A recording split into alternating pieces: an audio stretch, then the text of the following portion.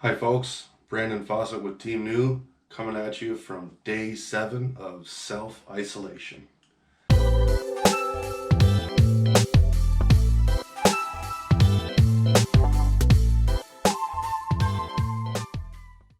Today I would like to talk to you a little bit about fly casting from your new canoe and try to give you some tips and tricks that'll help you do it a little easier and a little more successfully.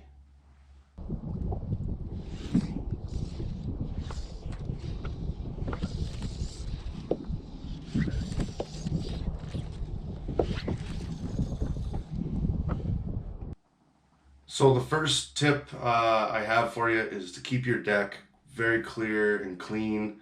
Get all your equipment out of the way, your tackle boxes, your fly boxes, your bags. Keep all those in the back or underneath the seat.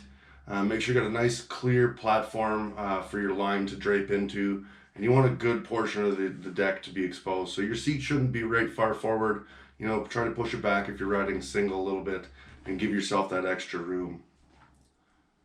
What's really important with fly casting off a kayak is setting it up properly.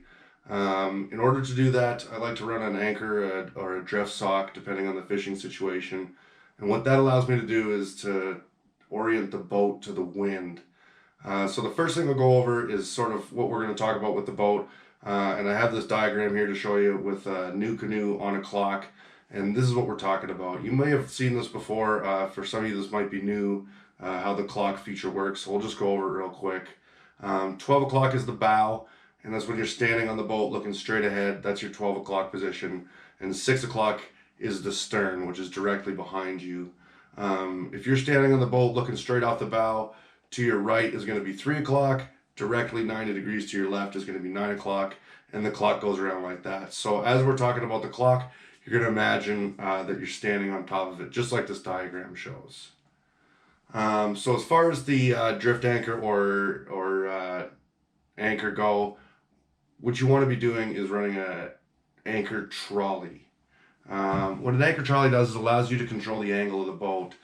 For most casting situations, I like to have the trolley roughly at the 7 o'clock position, as shown here on the diagram with the anchor. And this is going to allow the prevailing wind, which is going to run parallel to where your anchor is set, to come over your left shoulder. Now this is for a right-handed caster. So for a left-handed caster, you can just mirror this and you'd want your anchor off the 5 o'clock position. Now when you go to cast, what you're looking to do is make sure that your cast doesn't go through the boat. That way if you've got your furry friend with you, or you're running a tandem boat, there's another person behind you, you're not running any hooks or anything through the middle of the boat. So your casting should be almost totally in the area of say 9 o'clock through just past 11 o'clock or 11 o'clock on the nose. This is going to keep your forecast in an area that's manageable for the wind, with the wind coming over your left shoulder for a right-hand cast. And again, you're going to mirror this for a left-handed cast. And what it's also going to do is keep the fly out of the boat. So the fly is being blown away from the boat. The areas you really don't want to cast are from 12 o'clock or even 11:30 all the way around to 3 o'clock, 4 o'clock. You don't want to be casting any of those directions. It puts all your gear in danger, your furry friends, and any passengers you have with you in danger. So number one rule is no flies through the boat. So be casting between 9 and 10:30.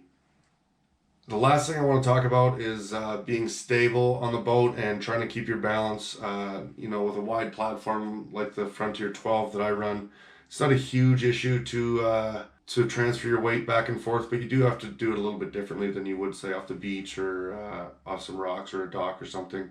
You want to make sure that your knees are bent and your legs are fairly wide apart. Use a lot of the boat to stabilize and spread your weight out.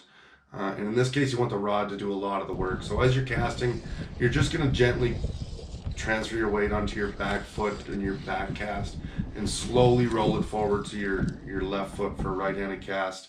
But just a little bit. You're talking 10 to 15% weight transfer, not a lot. Just a little bit to rock the cast and give you that extra power for the, punching into the wind or getting that extra distance. The stability is key, so make sure your knees are bent and your legs are roughly shoulder width or just a little wider apart.